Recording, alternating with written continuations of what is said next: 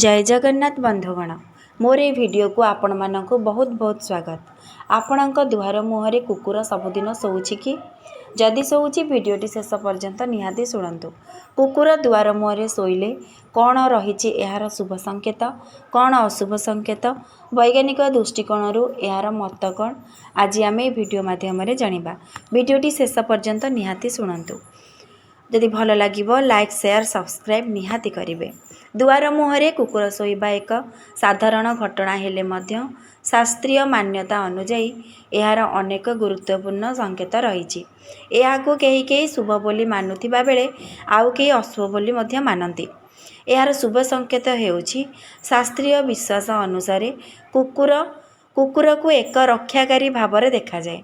जदि कौनसी कुकुर घरर दुआर मुहरे शोई थाए तेबे यह घर को समस्त प्रकार विपद और नकारात्मक शक्ति रक्षा करुछि बोली विश्वास करा जाए। भैरवंक कृपा मध्य रही थाए। हिंदू पुराण अनुसार कुकुर भगवान भैरवंक वाहन अटे। तेणु दुआर मुहरे कुकुर शोइले यह भैरवंक कृपा घर उपरे रहिछि बोली सूचाए। यह धन और समृद्धि आनिबार संकेत मध्य होई पारे।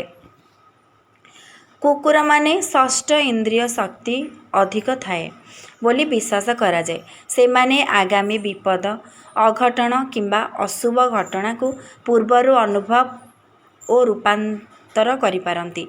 जदि से माने दुआर मुहरे शोई अछंती तेबे यह सेही विपद को घर भीतर को आसीबा को देउ नाहांती बोली विचार करा जाए।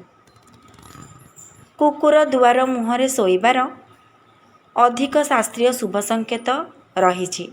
शास्त्र एवं लोकविश्वास अनुजाई दुआर मुहरे कुकुर शोइबार आहुरी किछि गुरुत्वपूर्ण शुभ संकेत मध्य रही। तेबे एहाको शुणन्तु। पितृ पुरुषंक आशीर्वाद रही थाए कुकुर दुआर मुहरे शोइले। किछि हिंदू पुराण और ग्रंथरे कुआ जाइछि जे कुकुर पितृ पुरुषंकर प्रतिनिधित्व करे। जदि कौनसी कुकुर घरर दुआर मुहरे शोई थाए तेबे यह पितृदोषंक आशीर्वाद घर उपरे रहिछि बोली सूचाए। यह घरर सदस्यंक उपरे थिबा समस्या दूर करिबा सहित शांति और समृद्धि आनी थाए बोली विश्वास रही। ग्रह दोषरू मध्य रक्षा करे। ज्योतिष शास्त्र अनुजाई कुकुर शनि एवं केतु ग्रह सहित जड़ित।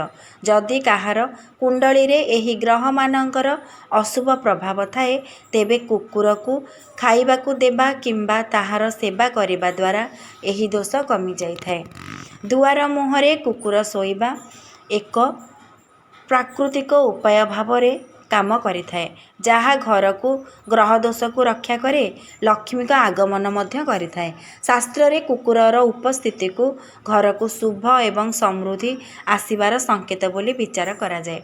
विशेष भावरे जदि कला रंगर कुकुर दुआर मुहरे शोई थाए तेबे एहाकू लक्ष्मी का आगमनर एक शुभ संकेत भावरे गणा जाए।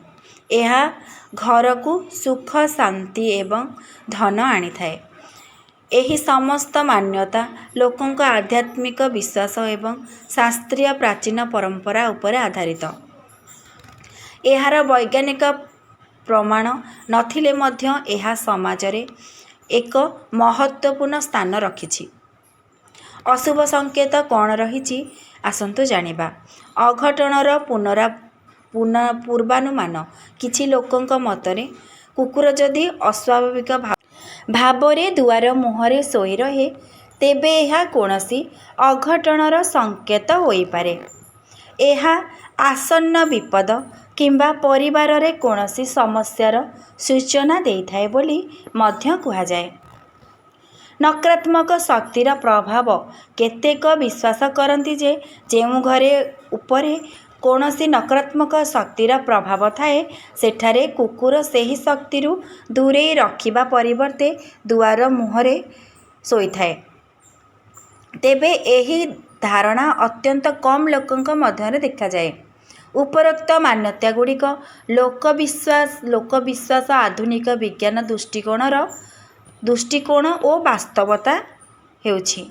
शास्त्रीय मान्यता व्यतीत दुआर मुहरे कुकुर शोइबार वास्तविक और वैज्ञानिक कारण मध्य रही। ସ୍ଥାନୀୟତା ଏବଂ ସୁରକ୍ଷା। କୁକୁରମାନେ ସେହି ସ୍ଥାନରେ ଶୋଇବାକୁ ପସନ୍ଦ କରନ୍ତି ଯେଉଁଠାରେ ସେମାନେ ନିଜକୁ ସୁରକ୍ଷିତ ମନେ କରନ୍ତି। ଦୁଆର ମୁହଁରେ ଶୋଇବା ଦ୍ୱାରା ସେମାନେ ଘରକୁ ଆସୁଥିବା ବାହାର ଲୋକଙ୍କ ଉପରେ ନଜର ରଖିପାରନ୍ତି ଏବଂ ନିଜ ମାଲିକଙ୍କୁ ଆସୁଥିବା ବିପଦ ବିଷୟରେ ସତର୍କ କରିପାରନ୍ତି। ଏହା ସେମାନଙ୍କର ପ୍ରାକୃତିକ ରକ୍ଷାକାରୀ ପ୍ରବୃତ୍ତିକୁ ଦର୍ଶାଏ।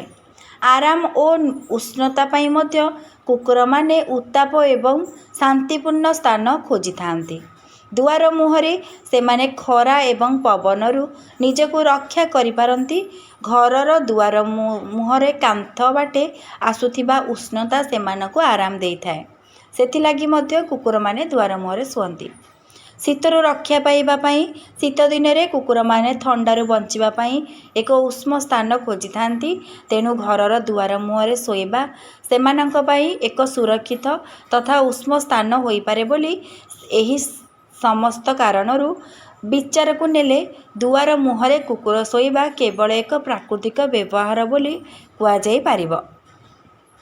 ଶାସ୍ତ୍ରୀୟ ମାନ୍ୟତାଗୁଡ଼ିକ ଲୋକବିଶ୍ୱାସ ଉପରେ ଆଧାରିତ ହୋଇଥିବା ବେଳେ ବୈଜ୍ଞାନିକ ଦୃଷ୍ଟିକୋଣ ଏକ ଭିନ୍ନ ଦିଗ ପ୍ରଦାନ କରେ।